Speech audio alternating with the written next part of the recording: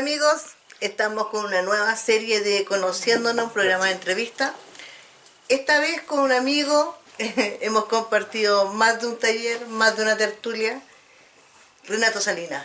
La primera pregunta que queremos hacerte, Renato, y la más importante, es ¿quién eres tú? Hola, ¿cómo están? Gracias por la oportunidad de explayar. ¿Quién soy yo? No sé. Vamos a ir primero, como diría mi amigo Arturo Ruiz, a lo técnico, porque yo no sé bien quién soy yo, pero en lo técnico soy un poeta. Estoy trabajando en algunas obras, estoy dirigiendo algunos talleres y estoy a las puertas de la publicación de un poemario que considero que algunos poetas lo están esperando. Viene con prólogo de la Carmen Berenguer y mi amigo Eric Proham. 2 prólogos. Y es parte de una serie de cosas que son performáticas, pero también he tratado de que se puedan entender en el concepto del papel, en el formato del papel, y traspasarla de espacio que se utiliza en el espacio, en lo temporal, cuando uno está en un cementerio o sobre un escenario o está haciendo una intervención, poder traspasarlo al formato papel. En eso estoy.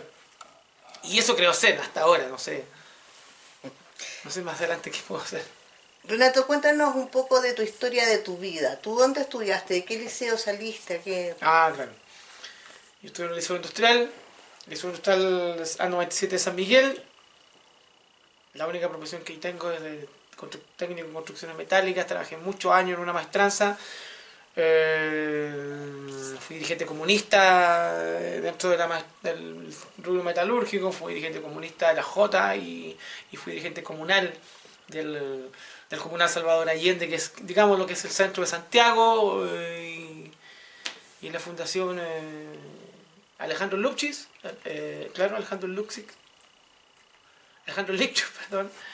Estudié un montón de cosas, estudié las obras completas de Marx, Engels, Lenin y bla, bla, bla. Hoy soy un comunista disidente, ya no soy comunista, estoy alejado completamente de la política y estoy más abocado a la estética en la poesía.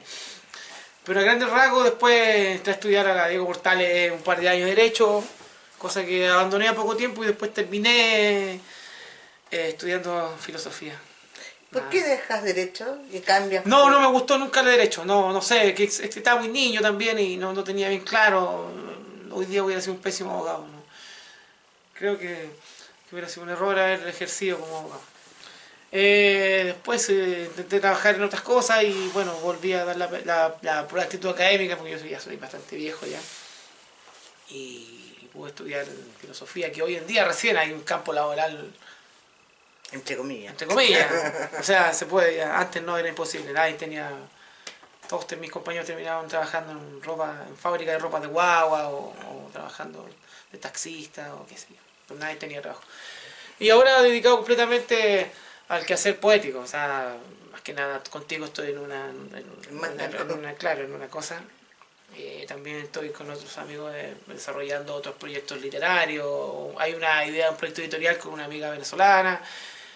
No sé, con la Carmen también estamos con una cosa que se llama Textos Parásitos, que es una recreación de una invasión a textos ya escritos y a mano, llenarlos con poemas nuestros y utilizarlos desde la intervención. Pero hay un documental que también estoy haciendo, hay muchas cosas. Mira, yo más que nada en la entrevista me gusta conocer a los escritores también en el sentido del contexto político, económico, social en el que vivieron y con quién se rozaron, quiénes fueron los que impactaron en su vida. Yo creo que Claro. En los años en que tú estabas en la universidad, más o menos, había un síndrome que era en la vuelta de la democracia. Sí, claro, sí. O sea, se estaban abriendo opciones a otras cosas. ¿Cómo lo sentiste? ¿Cómo lo viviste? ¿Qué te motivó, por ejemplo, para entrar a filosofía? La verdad es que yo, claro, hijo de la transición, entre comillas, yo viví todo el auge y la reaparición de un montón de partidos que nunca supe que existían. La democracia cristiana, el socialista Almeida, el socialista Arrate, a Bolodia, que lo conocí después, que la aparición o reaparición del partido de la clandestinidad. Eso me gustó mucho a mí. Y saber que Chile volvía a tener una cámara alta, una cámara baja, cosa que en mi niñez era algo que nunca supe que en Chile había un congreso. De hecho, el Congreso estuvo cerrado por muchos años, vivimos en una dictadura, gobernábamos por una junta militar que gobernaba al principio por bando y después por... Bueno, lo supimos completamente. Marcado completamente yo, digamos, después mucho por la aparición de los movimientos rebeldes como el Mapu Lautaro, lo que volvió a hacer el MIR, lo que hizo el Frente. Yo solo viví de una manera muy... No entendiendo mucho que la vía o el romanticismo armado estaba copando completamente las calles y había una intervención total. Eso me hizo llegar a textos de pensadores de izquierda y eso también me hizo llegar a la poesía, porque todo esto, tanto Lenin o Stalin, están vinculados con poetas. Stalin estuvo con Mayakovsky, Sergei Yesenin, sí o sí, pues, poetas que estuvieron al servicio del Estado soviético, o Lenin, que fue muy íntimo amigo del gran Máximo Gorki, o él, que Lenin mismo había leído a Chernyshevsky en el libro ¿Qué hacer?, esa novela maravillosa que con los años pude leer. Y bueno, por ese motivo esos textos los pude conseguir y los leí y bueno, y marcaron mi periodo como de la adolescencia hasta quizás mi primera adultez o mi primera juventud, leyendo, claro, porque estudiar derecho es algo que tenía una vinculación con la historia, pero después con la filosofía pude encontrar a los presocráticos, a los grandes sistemas. Me fascinó mucho leer a Wittgenstein, la modernidad, y quizás hubieron muchas cosas que se olvidaron, pero quizás poder entender desde un punto como lo habían hecho primero los comunistas, de haber estudiado el marxismo ahora desde un aula y quizás con un poco más de responsabilidad y quizás con menos fanatismo. Y de ahí mi primer acercamiento al partido, desde el partido a la Sociedad de Escritores. Ya sabemos que la Sociedad de Escritores de Chile,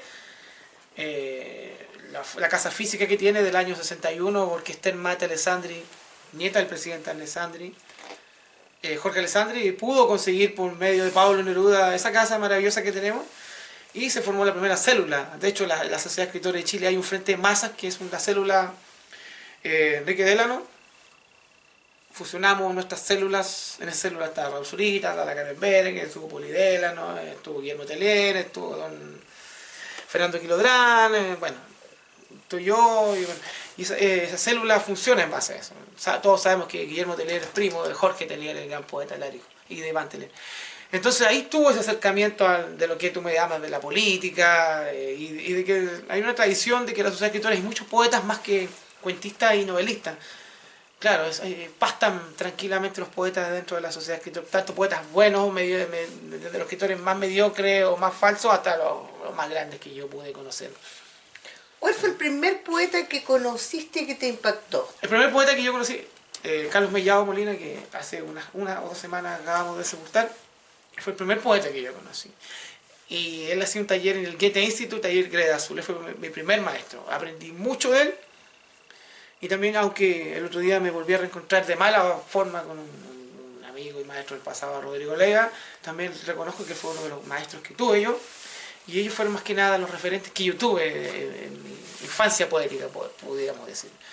Ellos marcaron mucho mi forma de ser, cómo no debía ser yo en el futuro, cómo alejarme de cierta forma o estructura, y cómo debía yo leer el fenómeno de la creación poética, más que de la historia de la literatura, que era lo que más me fascinaba. Ahora hablando de una estética poética y hablando de las construcciones, lo más básico, lo gramatical que se ve en el colegio, la figura retórica, el hablante lírico, el motivo lírico, eso que a los niños tanto lo odian,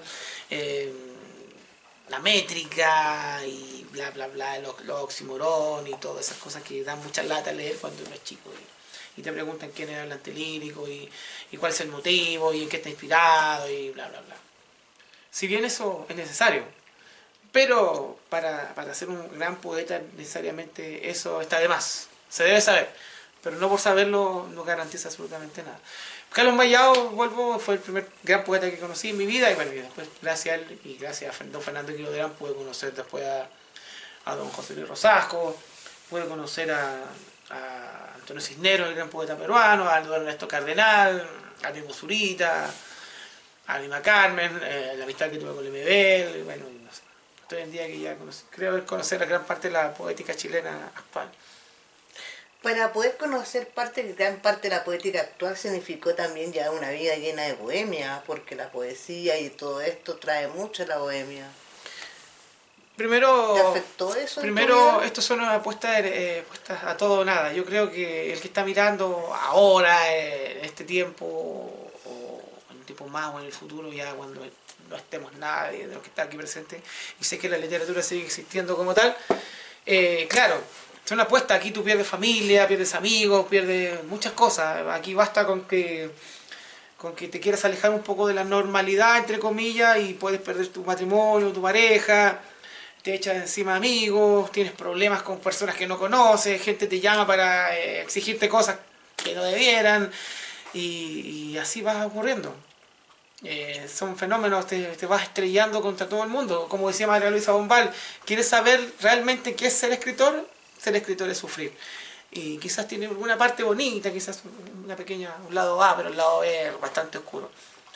Y se pasa hambre, se pasa frío, hay muchos malos ratos, hay bonitos momentos también, los hay. Y aparte que están los excesos, las risas y todo lo que conlleva a la bohemia dura, y muchos grandes amigos que se han muerto, se han matado, han estado enfermos por esto. Porque es difícil, no digo que imposible, pero es difícil trabajar en ITES vendiendo cualquier cosa y en la tarde llegar a escribir en la casa un poema. Es difícil trabajar en la construcción y en la tarde volver, o estar todo el día cuidando niños y en la noche escribir un poema. Esto es todos los días. Y intentarlo una y mil veces. Vas a ser rechazado 100.000 veces, y a las 100.000 una va a haber una oportunidad de publicar, de que un gran escritor te tienda la mano, te escuche, o compartan la amistad de ellos. O quizás nunca lo vaya, nunca va a ocurrir. Y eso pasa siempre, y le pasó a Henry Miller, le pasó a Bukowski, y quizás esos grandes perdedores, esa gran literatura de ciudades, de esos grandes gente que escribía no sé, desde el dolor, desde la falta, desde ese trauma, de esa fisura. Yo creo que eso es lo que... No es llegar y publicar un libro y decir soy escritor y después volver a la normalidad del trabajo. Sí, eso es impresionante, porque yo, por lo que tengo entendido, tienes un solo libro. Uno se volvió. El siguiente libro que se iba a salir, lamentablemente ocurrió el desastre de la imprenta de Álvaro, que ahora quedó en punto suspensivo de Claro. nuevo tu libro. Y nada más en cuanto a literatura publicada, pero sin embargo de ti hacen reportajes en el Mercurio, te llaman de universidades del extranjero. Claro, vuelvo a lo ¿Y es mismo. por Claro. qué? ¿Por tu carrera, por tu performance, por tu difusión? Y bueno, yo creo que hay dos cosas. Una es que la poesía está en distintos niveles, distintos canales. La poesía no solamente está en el formato papel, donde puede estar depositada en los signos o en las huellas que son las letras, como tú puedes tener 5 o 6 libros, o no tener ninguno, o expresarla desde el canto, desde la trova, como Silvio Rodríguez con una guitarra, o desde el teatro, o desde el soporte, desde la pintura, o está en muchos canales. Yo he decidido desde un punto de vista, quizás como una visión, mirando que esta nueva generación le importa muy poco la lectura en el formato papel, libro. Es un ejercicio muy grande para los jóvenes hoy en día sentarse, tomar un libro, sentarse y leer 4 poemas extensos. No lo van a hacer. Entonces por eso ocupé quizás como lo hacía el Mestre de Junglaría, que iba de pueblo en pueblo relatando lo que ocurría, las aventuras, o una aventura mitomanizada, digamos, de historias que nunca ocurrieron. Y eso en la Edad Media, en la Alta Edad Media, donde nadie sabía leer, era tan actual como hoy en día. Yo voy a un bar y puedo decir, hoy Estela Díaz Barín recibirá el premio Príncipe de Asturias y la Estela jamás recibió nada. Entonces eso llama mucho más la atención que si te pasara el libro, me dé la gracia, se siente, lo abre y vea que hay 3 páginas de un ejercicio que los jóvenes de ahora no van a hacer. Y no nos engañemos, porque no lo van a hacer. Los jóvenes hoy quieren resúmenes, hay Rincón del Vago, y mientras más síntesis haya, incluso lo están escribiendo prácticamente en signos cuneiformes, prácticamente como lo hacían en Sumeria o Caldea. Eso lo vemos todos los días nosotros, que tenemos hijos, los que tenemos sobrinos, vemos que nuestros hijos prácticamente ni siquiera se llaman por teléfono, sino que se están escribiendo una carita, un símbolo, una letra. Entonces, ¿cómo llegamos con la poesía a ellos? Ocupando los medios de ellos. Si queremos jugar con ellos, bueno, ocupemos los medios que están ocupando ellos. O sea, ¿tú consideras que la poesía en libro en 10 años más va a estar muerta? Yo creo no creo que muerta. Va a ser privilegio de unos pocos, de una élite. O sea, la gente que tenga dinero se va a dar el lujo de sacar una obra de Parra del año 51 y dedicada, y lo va a leer y lo van a gozar. Pero el resto del mundo va a estar en otra y no va a querer saber nada con libros de 500 páginas y ojalá audiolibro, y quizás eso nos va a llevar al tiempo, vamos a volver al radioteatro, y ojalá La Guerra y la Paz esté en radioteatro y Moby Dick, pero el ejercicio de leer 500 páginas es solamente para valientes hoy en día. Así lo veo yo. Así lo ves tú. ¿Cómo es tu relación en la SET con tantos escritores? Porque tú eres realmente amigo de todos. ¿Y la SET? ¿Sí? Porque tú tienes, por ejemplo, amigos que de repente entre ellos no se tienen mucho aprecio. ¿Cómo es esa convivencia que llevas tú? Hoy en día no porque tan eso buena. es algo de siempre. Sí, o sea, es mi casa. No, de hecho yo voy a hacer velado ahí y toda la cosa. No, hoy en día es menos que antes. Antes, cuando era un niño, a los 19 años, amigo de todos. Pero cuando tú ya vas tomando una cierta posición política, vas ocupando algunos cargos dentro del TRICEL, presidente del TRICEL, o vas teniendo, entre comillas, cierta relevancia, ya la torta se divide a 50-50, o ya después tiene un pequeño grupo que es el que te dirige la palabra, y ves que los que fueron amigos en el pasado ya no lo son tanto, o simplemente ya no lo son, y tienes conflictos pesadísimos desde el presidente, de la Sociedad Escritora de Chile, no sé, cruzas, pero es parte de esto. Tú sabías que el juego era así, y no hay que llorar. Ser escritor se confunde en eso. Pero hay mucho cariño a la serie, ya todo el mundo, ¿no? Sigue siendo mi casa, y yo creo como una gran familia. Todas las grandes familias tienen sus diferencias, pero no, creo que todo se subsana con el tiempo todo lo... Y también no quiero guardar yo enemigos para siempre, nada de eso. Yo creo que son periodos. O sea, estás diciendo que ya tienes enemigos. Sí, bastante, pero es parte de esto. Sí, yo siempre lo supe, que esto... El mismo Pedro, que fue amigo mío, los tuvo, y al final él terminó teniendo otros amigos muy diferentes a los que tuvo en el principio. Pero es que también hay amigos que son de un periodo, que son de un ciclo, son de una etapa, y uno tiene también que dejarlos morir y dejarlos descansar también. Intentar revivir muertos no es nuestra cualidad. Esculapio lo intentó, y los dioses del Olimpo lo castigaron. Qué buena, Bueno, qué buena comparación. Con respecto al presente, actualmente, ¿qué estás realizando? Además de las tertulias que todos conocemos del claro. Taller Sol. Yo sé que estás haciendo un proyecto audiovisual que se Sí. llama Un crimen llamado poesía. Es un proyecto bien bonito que lo hablamos con Eric Porhammer y su productora hace un tiempo.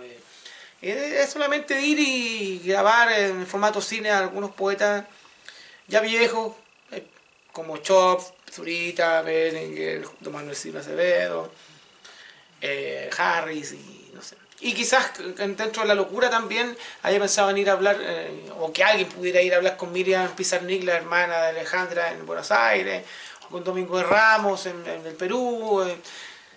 Pero después con algunos amigos pudimos hacer 2 primeras filmaciones espectaculares en cine, a Federico y a Carmen Berenguer, muy buenas. Después continuamos con Don Manuel Silva, y bueno, y hemos estado haciendo algo bastante interesante, no exento de crítica y de polémica, porque en realidad esto siempre lo va a provocar, pero incluso da un poco de risa que algo que parte tan modestamente hoy esté siendo tan mirado como por gente importantísima, entre comillas, de la academia, que no esté mirando. Bueno, también eso es importante también. Significa que, como decía Don Quijote, Sancho, si los perros ladran es señal que cabalgamos. Y bueno, eso quizás... Lo peor, como diría Oscar Wilde, sería que ni siquiera hablaran de uno. Es muy malo que hablen mal de uno, pero lo más terrible es que no hablen. Y están hablando, y eso significa que estamos cabalgando. Además de este proyecto, ¿qué más viene? Hay hay unas performances en el Cementerio General que estamos planeando. La de Telier.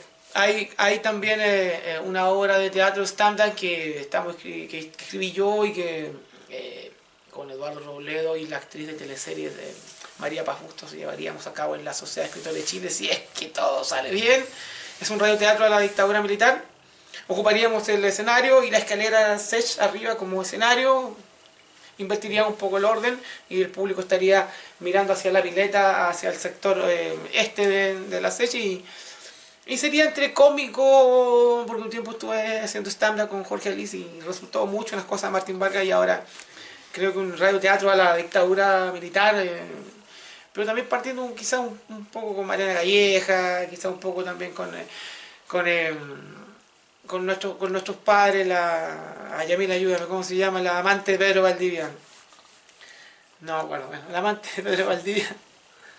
La amante de Pedro Valdivia, ¿cómo se llama? Inés de Suárez. Inés de Suárez. Partiendo de Inés de Suárez, partiendo de María Calleja, Mónica Madriaga, reconstruyendo con la misma Gabriela Mistral, entre lo humor y satírico, el dolor también. Entre Ana González, la SR Radio Tanta. Ese es un proyecto muy interesante que tenemos, que ya lo escribí, ahora hay que ver cómo lo enseñamos con Mario Lorca, que fue el doctor Morty para nuestros padres en los años 60, y él sería nuestra voz en off y quien nos dirigiría. Y eso sería un proyecto bastante interesante, que yo no soy actor y tampoco soy guionista, pero las cosas se han ido dando así. Estoy igual que los futbolistas, las cosas se están dando así. Pero espero que resulten, de verdad, que resulten. Y hay mucha expectación a eso, desde invitaciones que tengo de mi amigo Marcos López Oneto desde Washington a leer en la biblioteca del Congreso de Estados Unidos, a la Universidad de San Marcos, una invitación que tuvimos con Carmen Berenguer, y agradezco para el Día Mundial de la Poesía. Y eso quería, Nerazca, ¿qué más te puedo decir? Solamente estamos trabajando. Muchas gracias. No, gracias a ti por preocuparte Renatito. por lo que estoy haciendo y por esta oportunidad. Estos son Conociéndonos, estamos partiendo con un nuevo ciclo Conociéndonos con toda la poesía contemporánea y vanguardista. Gracias.